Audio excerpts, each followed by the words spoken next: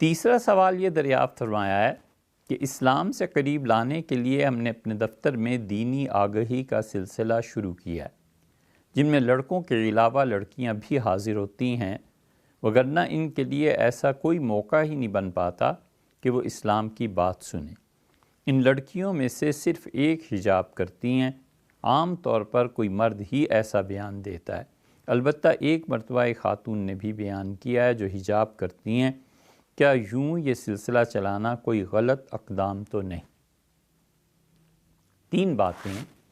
سب سے پہلی بات تو یہ ہے کہ جو بھی دین کے متعلق ان خواتین یا لڑکے لڑکیوں سے بیان کرے گا وہ صحیح معنی میں مستند عالم دین ہونا چاہیے، اور صرف اس کا پڑھا لکھا کافی نہیں ہے، اس کی چال ڈھال، اس کا کردار، اس کے ساتھ کچھ دن رہ کے دیکھ لینا چاہیے کہ اس میں اللہ کا خوف ہے یا نہیں، قبر میں جانے کا احساس اسے ہے یا نہیں، آخرت میں جواب دہی کا احساس اسے ہے یا نہیں۔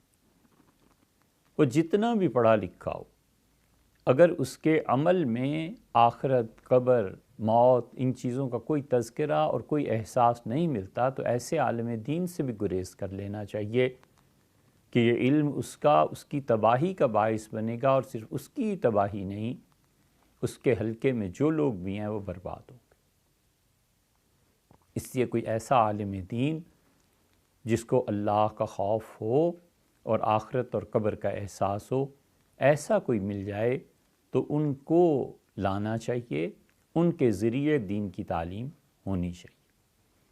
دوسری بات یہ ہے، بلکہ پہلی بات ہی کو ذرا سا اور آگے بڑھا لیں، کہ یہ جو پورے میڈیا میں لوگوں کو اسلام سے قریب کرنے کے لیے کاوشیں ہو رہی ہیں نا، یا پرسنٹیج آپ ہی نکالیے کہ کتنی ایسی ہیں جو خدا کے ہاں پہنچ کے عذاب کا باعث بن جائیں گی، اور خدا ان پہ ضرور پوچھے گا اور گرفت ہوگی۔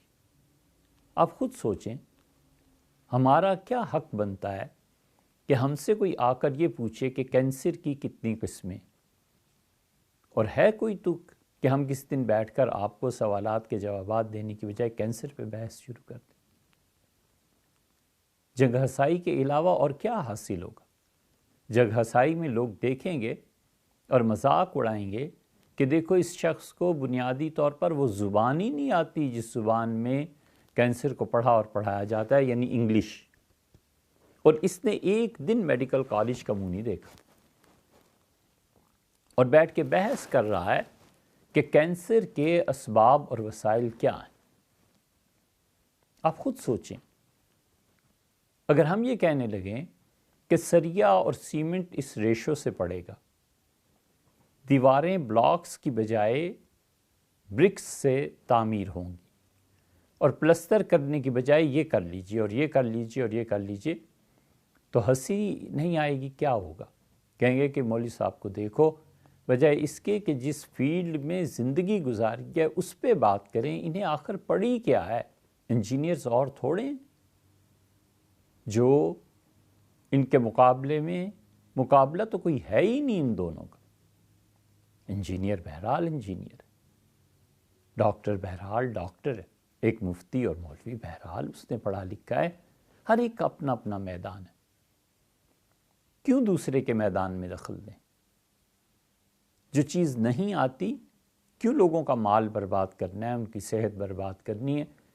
اس لیے آج کل میڈیا میں اور ادھر ادھر اکثر جو لوگ آئے ہوئے ہیں، انہوں نے ایک دن جو جا کر پڑھاؤ، عربی تو دور کی بات ہے، ان کو اردو صحیح بولنی نہیں آتی، اور وہ اتنے نازک مسائل میں دخل دیتے ہیں محض اس لیے کہ جہنم کو بھریں، اور قیامت میں چاہے ان کی نیت درست ہو خدا کے ہاں پکڑے جائیں۔ کتنی ہی ہماری نیت درست ہو، شریعت میں قطعاً اجازت نہیں دیتی کہ ہم کسی کے بخار میں بھی اس کی دوائی تجویز کریں۔ بچہ بیمار ہے، ماں کتنی شفیقہ، اور ماں کا دل تڑپتا ہے اپنے بچے کے لیے، لیکن شریعت اور عقل بالکل اسے اجازت نہیں دیتے کہ تم خود اس کا علاج کرو۔ شریعت اور عقل دونوں کہتے ہیں کہ فوراً ڈاکٹر کے پاس لے کے جاؤ، اور ڈاکٹر چاہے وہ بے رحمی سے دیکھے اور بے رحمی سے آپریشن کرے، ڈاکٹر بہرحال ڈاکٹر۔ مریض اگر ٹھیک ہو جاتا ہے تو سب بے رحمیاں بھول جاتی، بالکل اسی طرح یہ جتنے لوگ بھی جنہیں بنیادی زبان بھی نہیں آتی اور انہوں نے پڑھا بھی کچھ نہیں ہے، ایک بات ہے 100 باتوں کی کہ بیسک جو سورسز، نالج کے سورسز ہیں، کتاب، سننا اور صحابہ کرام رضی اللہ عنہم، ان بیسک سورسز سے وہ براہ راست استفادہ نہیں کر سکتے، انہیں کوئی حق نہیں پہنچتا کہ وہ دین اور شریعت پہ آ کے گفتگو کریں اور اپنی رائے دیں۔ اس بارے میں بہرحال انہی لوگوں کی مانی اور سنی جائے گی یا ہونی چاہیے جن لوگوں نے اپنی زندگیاں اس میدان میں کھپائی۔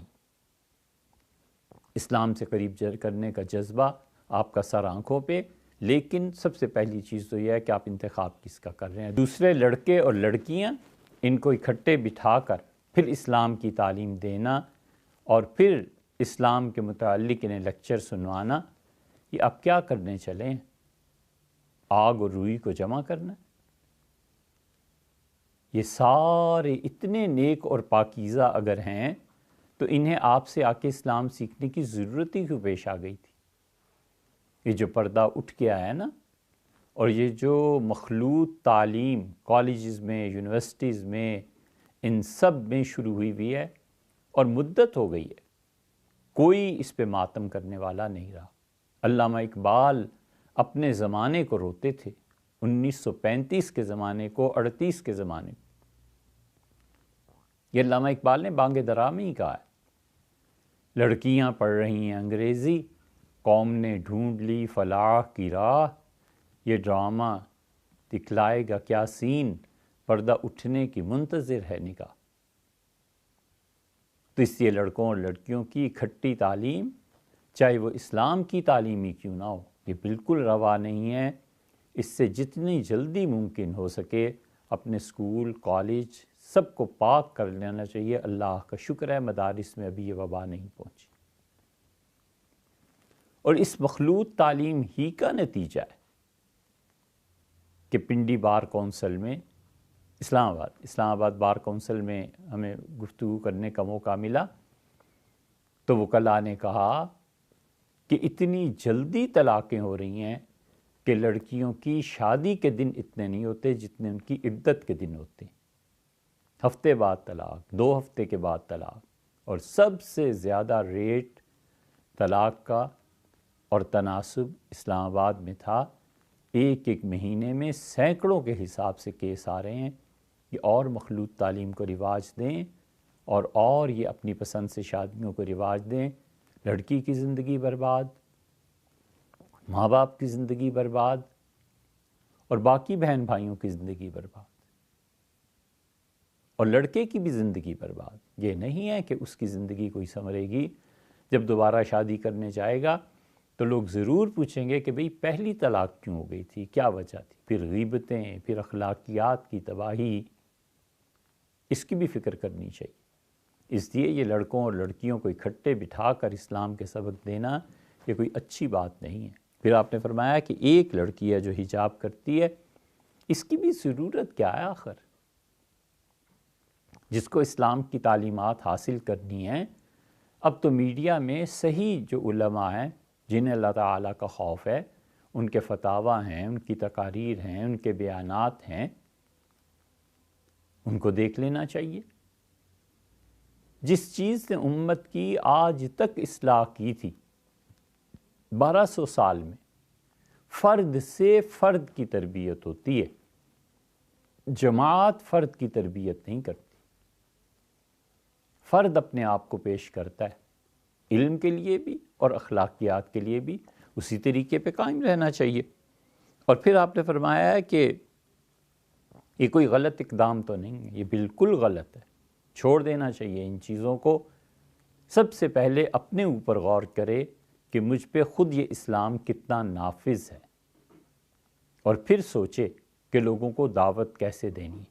آپ صرف لڑکیوں کو بلائیے، کوئی صاحب علم پردے کے ساتھ بیان کرتے، لڑکوں کو بلائیے، ان کے سامنے تو پھر حجاب کا مسئلہ نہیں رہتا، انہیں کوئی دین سمجھا دے، لیکن اس کے ساتھ شرط یہی ہے کہ اس نے خود بھی دین سمجھا ہوا ہو، اس کو خود بھی دین کی کوئی شدھ بدھ حاصل ہو۔